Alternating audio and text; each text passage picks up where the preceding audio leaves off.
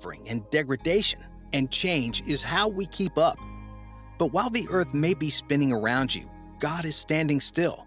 He is the one constant you can rely on day after day. It's important to surround yourself with friends, family, and godly people. And it's important to support each other through hard times. But at the end of the day, humans can only do so much. However, the Almighty God can do anything and everything. All you need to do is ask. Just as God's never-changing nature is contrary to how we live on earth, faith in God is contrary to earthly beliefs. We often say that we have to see something to believe it. We require physical proof of a claim before we can acknowledge it to be true. And this is the acceptable response when someone tells you something. They won't give you a funny look for wanting proof, but will rush to provide the proof. But of course, we can't see God.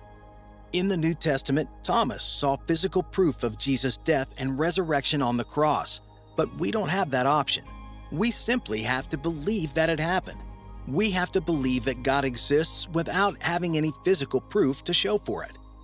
This isn't an easy thing to do, my friends.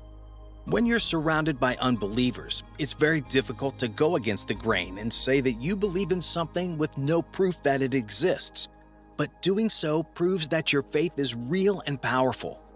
Hebrews chapter 11 verse 1 says, "Faith is the assurance of things hoped for, the conviction of things not seen." It's one thing to have faith in something that you've seen before. I have faith that the sun will rise tomorrow. Why? Because it rises every day. That's not exactly a stretch, is it? But when you put your faith in God, you're consistently relying on that which you cannot and have not physically seen. To put your faith in God is to say, I know the sun will rise tomorrow because I trust that God will make it so. You aren't trusting in the thing itself, in this case the sun, but in the God you cannot see who controls the rising of the sun. True faith is fully believing in something without any physical evidence. This kind of faith is especially powerful because it goes against our human nature to demand proof. Proverbs chapter 4 verse 26 says, "Give careful thought to the paths of your feet and be steadfast in all your ways." This verse emphasizes the two-way nature of our relationship with God. When we place our faith in Him, we're walking on solid ground, but we still have a responsibility to stay on the path set before us. We can't walk wherever we like, thinking that we'll be fine because God is our rock. When you walk away from the path that God has set before you, you're no longer keeping your faith in God. You're entering the sinking sands. We must continuously place our faith in God every single day. This means that we must be willing to follow Him into situations that we would rather avoid.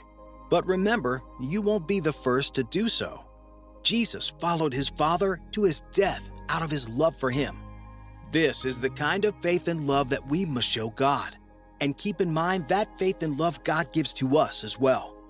Jesus' death allows us to commune with God and look forward to a life in heaven with Him.